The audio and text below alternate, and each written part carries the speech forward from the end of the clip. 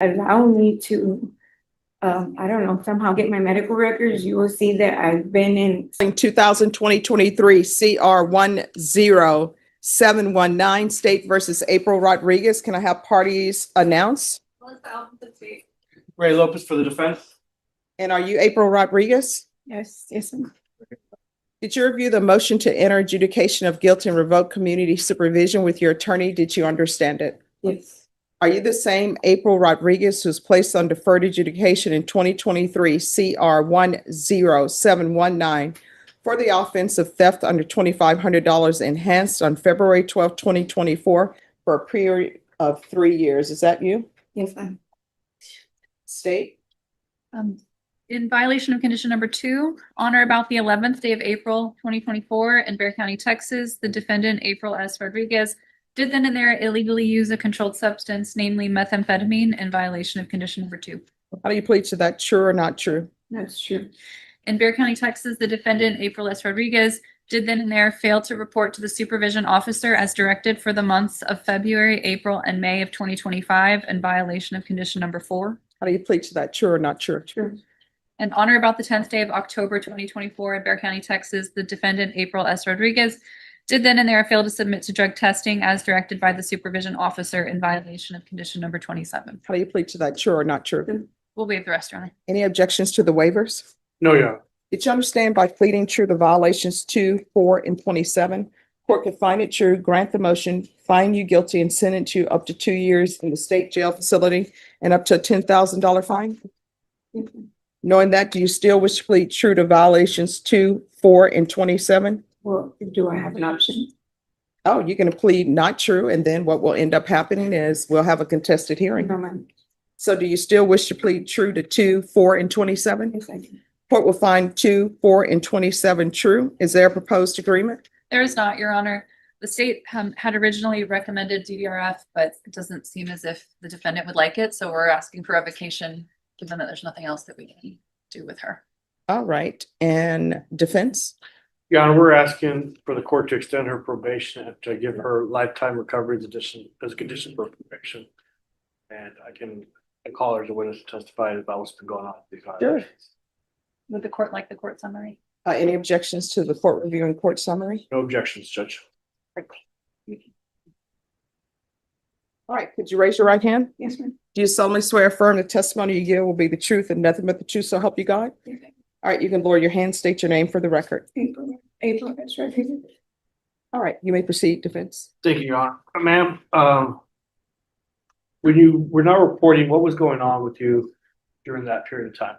I was physically sick. I didn't know what I was sick of, but throughout the times that I didn't report, either the day before. You can really hear the weight in April's words.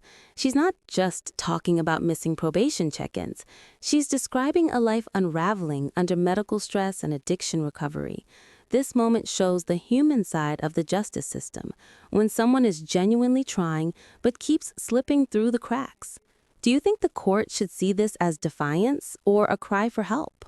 Or the day of or the day after, if you would allow me to, I don't know, somehow get my medical records, you will see that I've been in either an urgent care or an emergency room here in San Antonio, trying to figure out what was wrong with me. I didn't know what it was. I recently got my gallbladder removed, and I know that my pancreas isn't working at the time. Like, I have serious stomach issues. Anyhow, so that's what was going on.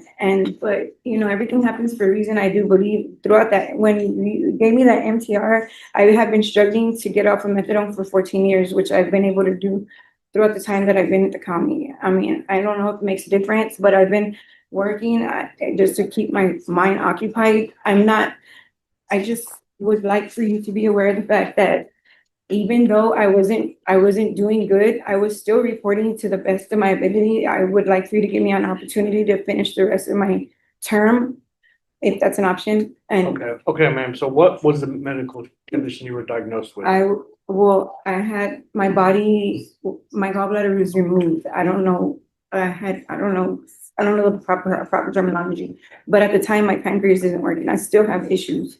Okay, and what did you do on probation? You did some things on probation, right? Yes, I did. I did my parenting. I did my domestic violence. And I recall you telling me that if I did my parenting, I didn't have to do my community service. I did my, psych eval with the Center for Healthcare Services. I don't have the date in memory, but, I believe that the only thing I had left, I don't know if drug court was mandated, because throughout that time I picked up a CPS case, which, my kids are currently under, the custody of CPS. Mhm. So, whenever I asked my caseworker for drug court, he said it wasn't on the table. So anyhow, I did my parenting, I did my domestic violence, and I did my psych eval. I did two of them actually, one with CPS and one with, Center for Healthcare Services. And do you have any prospective job employments or sources of income, or how are you gonna support yourself if you are returned back to probation? Well, I'll get a job. I don't have a warrant anymore. I have an ID. You know, that's something that I've been wanting to do for the longest time, but haven't been able to, simply because at first I had a drug problem, second I had a warrant, but that's not the case anymore. Last one is Judge. Just a few questions, Your Honor. Ms. Rodriguez, when did you realize you had this gallbladder issue that you needed to have it removed? Well, at first, I really don't recall the date, but I didn't know what it was. I just know that I was really sick and they couldn't find out what was wrong with me until I had like a serious episode and they like removed it the next day. So that was like within those 3 months that I didn't report. And I did, however, keep in touch with my PO through emails and phone calls, but I didn't go in person. So the MTR alleges that you didn't report in November and December of 2024, February, April, May of 2025. Like, Now, here's what's interesting legally. Even though April stayed in touch through emails and calls, probation law is strict. Reporting usually means in person. No matter her intent, the missed visits are still violations on paper. It's a harsh reminder that the system doesn't always measure effort, it measures compliance. Should that change for people facing medical or addiction issues? it was more than 3 months that you didn't report.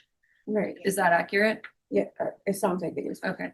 So it also, the court summary also reflects the different efforts that the probation office made to get you to report. Do you remember those efforts that Yeah, they were from the- making? Yes, ma'am. Okay.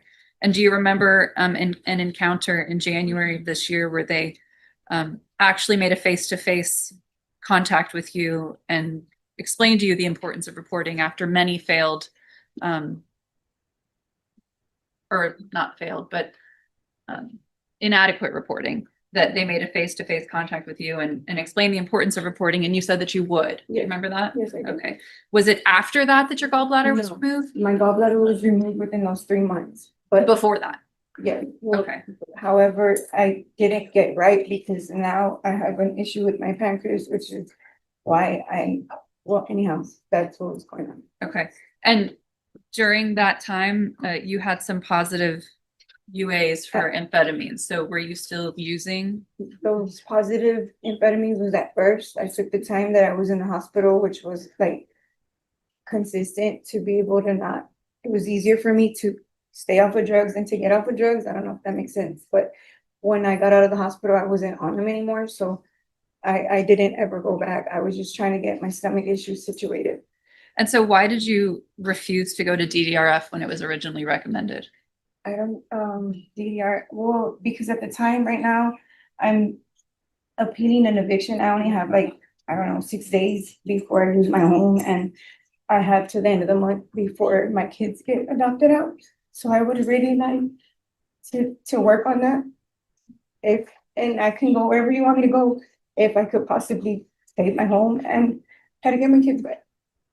Nothing further on. All right. Nothing further on. I have a question. Did you complete parenting classes? Yes, ma'am, I have my certificate on my phone in banking.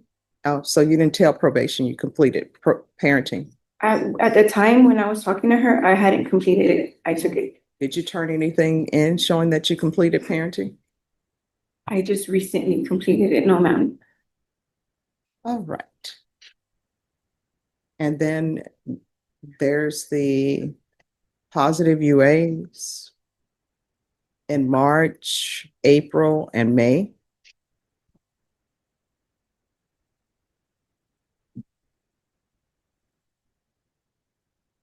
I just don't think you're a good candidate for probation. I go by what's before me, and you've been on probation since 2024, and you haven't done anything. Probation, what is the recommendation? Judge, the recommendation on the court summary is for her to be considered.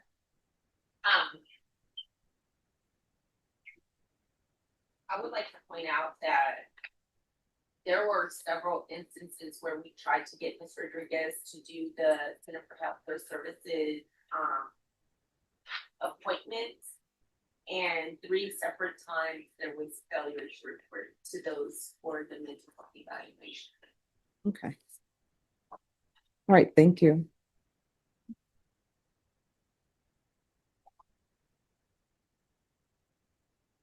All right, so Ms. Rodriguez, here's the thing. And here we reach the verdict, 18 months in state jail. The judge's reasoning is cold, but procedural. You can only be helped if you reach out for help. It's the legal truth, but it lands hard. For April, this isn't just a sentence, it's a crossroads. Will incarceration reset her life or push her deeper into the struggle she's been fighting all along? People can only help you if you reach out for the help. If you don't, after they've set appointments after appointment for you, there's nothing else for the court to do. The court is finding 2, 4, and 27 true. The court is going to grant the motion, find you guilty, and revoke. State, what are you requesting for time? Your Honor, would ask for 18 months. Defense, what are you requesting? We'd have for the minimum, Your Honor, 6 months. All right, the court will sentence you to 18 months in the state jail felony. The court will give you credit for any time served. There's to be no unsupervised contact with minors and no residing in household with minors. And the court will request the therapeutic community. Did you review the document entitled Trial Court Certification of Defendant's Rights to Appeal with your attorney? Did you understand it and sign it? Yes, ma'am. All right, you have a limited right to appeal. That right to appeal is as it relates to the allegations in the motion, not the fact that you're on deferred adjudication. Because this is a felony conviction, you're not allowed to own or possess any weapons or ammunition. If you have a question over what that is, you need to speak to an attorney. And I'm so sorry. There's also to be no contact with Walmart. And this was a part of her previous conditions. No contact with Walmart on Bandera Road. All right, good luck to you. You're welcome.